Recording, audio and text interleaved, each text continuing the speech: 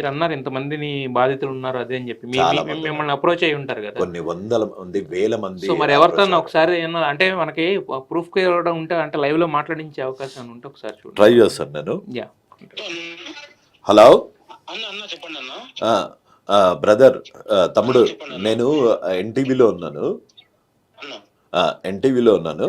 So నీకు జరిగిన అన్యాయం ఏంటి, హర్ష సాయి వల్ల నీకు జరిగిన అన్యాయం ఏంటి అన్నది నువ్వు ధైర్యంగా చెప్పచ్చు. నీ డీటెయిల్స్ ఏవి ఇక్కడ డిస్ప్లే చేయరు.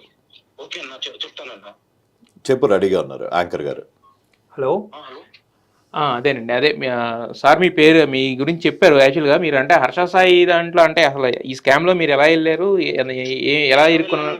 నేను యాక్చువల్ గా జాబ్ కి వెళ్ళి నైట్ ఇట్లా యూట్యూబ్ చూస్తున్నాను. మామూలుగా అక్కడ వీడియోలు అంటే నాకు ఇష్టమా లేదా అనేది కాదు, అది ఎవరైనా కానీ అంటే మెస్మరైజింగ్ ఉన్నాయండి వీడియోస్ అవి బాగా. అవునవును. అంటే 1 minute స్టార్ట్ అయితే వీడియో నాకు అది 11 minutes కానీ 20 minutes కానీ చూసేస్తానండి. అది ఓకే. ఆ ఫ్లో లో ఏం జరిగిందంటే ఏదో ఇంట్రెస్టింగ్ వచ్చింది వీడియో, అది అందరికి ఎక్కడో మా టీం ని పంపించాను, పిల్లల్ని చూడమన్నాను అంటున్నాడు, అంతే బాగుంది, ఇంట్రెస్ట్ ఉంది, చూస్తున్నా ఉన్నట్టుండి కేక్ తెప్పించడము, ఆ కేక్ పైన పరీ మ్యాచ్ అని ఉందండి అది ఉండడము, అతను చెప్పడం ఆ ఫ్లో లో అంతే ఫ్లూక్ లో అండి. బాగా ఎంత బాగా అంటే ఇంత మంచోడు ఏదైనా చెప్తే మనకి ఏదైనా సంపాదించుకున్నాకే కదా. ఇప్పుడు మీరు కూడా చెప్పొచ్చు అండి ఏమనంటే, నువ్వు ఆడినావు కదరా బెట్టింగ్, అది నీ కొవ్వు, అది ఇంతమంది లక్షల మంది ఆడండి, నువ్వెందుకు ఆడినావు అంటే చెప్తానండి. నేనేం డబ్బులు నా ఆర్థిక పరిస్థితి, నేను 1000 రూపాయలు పెడితే నాకు 10,000 వస్తే నాకు ఇంటికి వస్తుందేమో, నేను ఆశపడినా, నేను నాది నిజమే అంటే ఆ వీడియో చూడడము, ఇంత మంచి వ్యక్తి ఏదైనా కానీ మనకి డబ్బులు సంపాదించుకునే చెప్తాడు కదా అని చెప్పడం. నేను కూడా అతని ఇమేజ్ 10,000 20,000 పెట్టలేదండి. అది అంటే నేను స్టార్ట్ చేసినది 150 రూపాయలు, 150 రూపాయలతో స్టార్ట్ అయింది. కొన్ని లక్షలు నా ఉద్యోగం పోయే కాటికి తెచ్చుకున్నది. మొత్తం 22 lakhs అండి. మొత్తం 22 lakhs. మీ నాన్న మీ ఫాదర్ ఏం చేస్తారు? బ్యాక్గ్రౌండ్ ఏంటి? మీకు బాగా డబ్బులు ఉన్నాయా? డ్రైవర్ అండి మా నాన్న. డ్రైవర్ మంచి జాబ్ లో ఉంటాయండి. నేను 55,000 సాలరీ ఐపాక్ లో నాకు. నేను మంచి జాబ్ లో ఉన్నా, జాబ్ లో నాకు ఇంట్రెస్ట్ ఇర్రెగ్యులర్ అయిపోయి నాకు తెలియకుండానే డబ్బు కోసం నేను తప్పు పనులు చేసి నా జాబ్ పోవడానికి కూడా నేనే కారణం. ఓకే. నేను ఇవాళ అవడానికి కారణం వాడు. ఓకే. అంటే అతని ఇమేజ్ వల్ల మీరు మోసపోయారు. అంటే అతని ఇమేజ్ మంచివాడు చెప్తున్నాడు కాబట్టి మంచి మాటలు. ఇప్పుడు నాకు ఇతను చెప్తున్నాడంటే ఇంత మంచివాడు, వీడు చెప్తున్నాడు అంటే అదే ఆ మంచి అనే ఇమేజ్ వల్ల ఆ మంచి అనే ఇమేజ్ వల్ల మోసపోయారు మీరు, అంతే కదా? 2 పిల్లలకి కేక్ కట్ చేసి ఇచ్చేకి హైదరాబాద్ వైజాగ్ నుంచి ముంబైకి వెళ్ళినోడు కొన్ని లక్షలు ఖర్చు పెట్టుకొని మమ్మల్ని మోసం చేసి ఎందుకు చేస్తాడు? మాకెందుకు చేస్తాడు మోసం? మరి పిల్లలకి కేక్ కట్ చేపించినోడు మాకెందుకు మోసం చేస్తాడు? అదే ఉందేమో. ఇది ఒకసారి ఏమవుతుందంటే, ఒకసారి దీంట్లో దిగితే బయటికి రావడం మనతో కాదు. అంటే మనము కంప్లీట్ గా జీరో, యువర్ నథింగ్ అనేంత వరకు బయటికి రాలేం. డబ్బులు పుట్టే శక్తి ఉన్నంత వరకు దీని నుంచి బయటికి రాలేదు.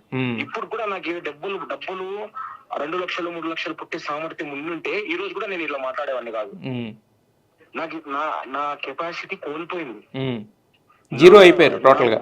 ఒక స్ట్రెంగ్త్ దీనికంటే డ్రగ్స్ మేలు. ఒకవేళ తీసుకున్నా వాడు ఒక్కడే పోతాడు, దీని వల్ల కుటుంబాలు పోతాయి. అయితే నా క్వశ్చన్ ఒకటి ఉందండి. మరి మీరు పోలీసులను అప్రోచ్ అయ్యారా? ఎందుకు వాళ్ళండి ఏమనే వాళ్ళు మీరు ఆడినారు మీరు చేసుకున్నారు అంటారు, ఏమనే వాళ్ళు చెప్పండి. మరి యువ సామ్రాట్ గారిని అప్రోచ్ అవ్వాలని ఎందుకు అనిపించింది? రవి గారిని అప్రోచ్ అవ్వాలని ఎందుకు అనిపించింది మీకు? ఆయన చేసిన పోరాటం అండి. రవి గారిని అప్రోచ్ అవ్వడానికి నాకు న్యాయం చేయండి, నాకేదో ఆ డబ్బులు ఇప్పించండి అనేది నాకు ఎక్కడా లేదు. నాలా ఇంకొకటి కాకూడదు, ఇంకొక డ్రైవర్ వాళ్ళ కొడుకు ఇలా కాకూడదు, ఇంకొక ఆటో నడుపుకునే వాడు కొడుకు ఇలా కాకూడదు. ఎందుకంటే పేరెంట్స్ ఎవరికి తెలియదండి కొడుకులు ఏం చేస్తున్నారని. అవును. నువ్వు ఇప్పుడు ఈ సిచ్యువేషన్ లో నుంచి ధైర్యంగా బయటికి రావాలి అంటే నీకు న్యాయం జరగాలి అంటే ఒక ఐటీ డైరెక్టర్ వల్ల నీకు న్యాయం జరగదు. నీకు న్యాయం జరగాలి అంటే ఒక పోలీస్ స్టేషన్ లోకి వెళ్ళి ఎగ్జాక్ట్లీ సార్ వస్తూనే కంప్లైంట్ రిజిస్టర్ చేసి ఆ ఎఫ్ఐఆర్ నెంబర్ నేను నీకు ఆ ఎఫ్ఐఆర్ కాపీ ఒక్కసారి కనుక నువ్వు ఇస్తే నేను దాన్ని ఒక లాయర్ గారిని కూడా నేను అపాయింట్ చేసి పెట్టి అక్కడి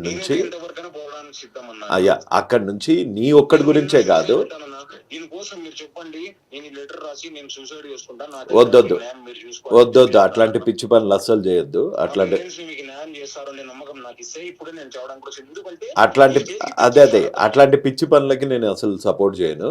నేను చెప్పేది ఏంటి అంటే ధైర్యంగా బయటపడాలి. నువ్వు గుడ్, అసలు యాక్చువల్గా నువ్వు చాలా మంచి పని చేసావు, నీ తప్పు నువ్వు తెలుసుకున్నావు, ఇంక నుంచి ఆ తప్పు చేయకు.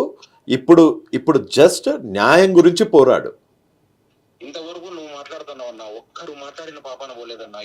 ఇంత పబ్లిక్ గా జరుగుతుంది, చాటం జరిగింది కూడా కాదన్నా. ఇది మాట్లాడారు, ఇంతకు ముందు కూడా మాట్లాడారు, ఈ తర్వాత కూడా మాట్లాడతారు. కాకపోతే 20 days బ్యాక్ మా పోలీసు వాళ్ళు దేనికో ఏదో బ్రాండ్ అంబాసిడర్ చేయడం ఎలా అనిపించిందో కూడా నాకు అర్థం కాలేదన్నా.